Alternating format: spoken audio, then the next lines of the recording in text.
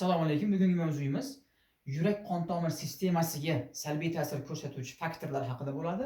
Xo'p, o'zi yurak qon tomir sistemasini eng ko'p uchraydigan kasalliklariga qon bosimining ko'tarilishi va yurak ishemik kasalligi kiradi.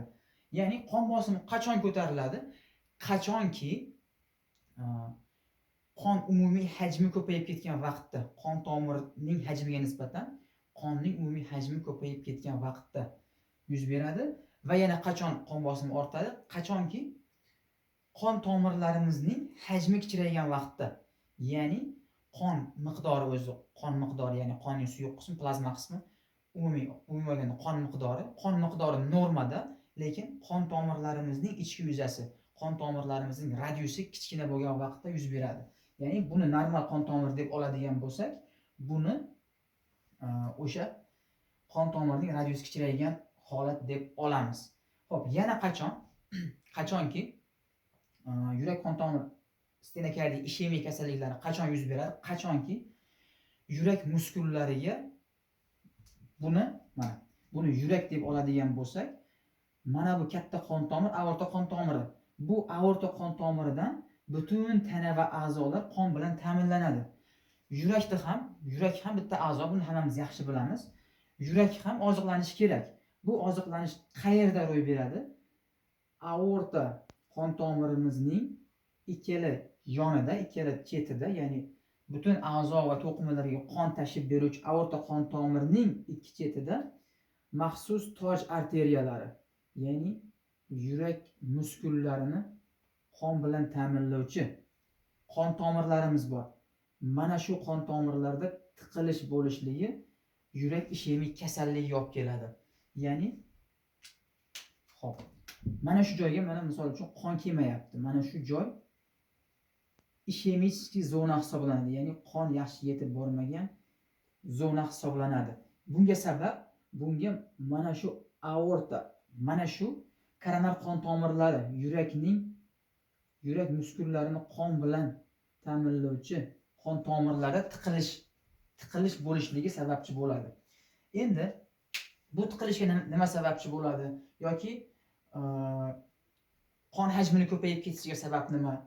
Yoki qon tomirlarining radiusi kichrayib ketishiga, qon tomirlar ezilishiga sabab nima? Bu tarafda gaplashib o'tamiz.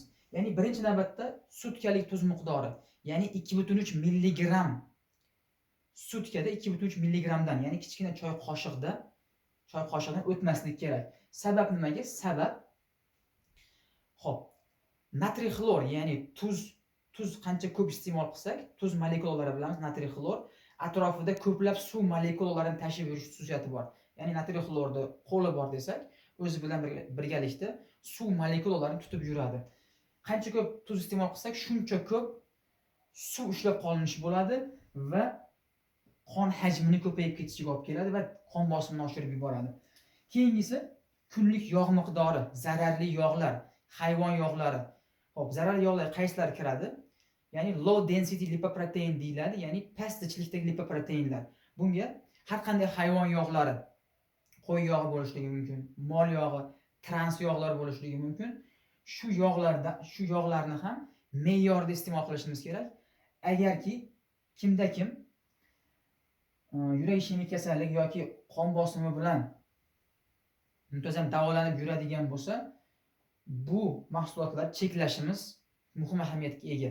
Ya'ni bu mahsulot iste'mol qilganimizda qon tomirlarining ichki yuzasiga cho'kishligi va o'tirib qolishligi natijasida xolesterinli tiqilishlar hosil qiladi va yurak ishemik kasalligiga sababchi bo'ladi.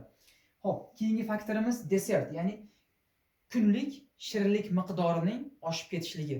Ya'ni bir sutkada ko'p miqdorda shirinlik iste'mol qilishligimiz yoki shirinlik iste'molining uzoq vaqt ko'p bo'lishligi. Bilamiz, shirinlik katta miqdorda energiya hisoblanadi. Bu energiyani organizm nima qiladi?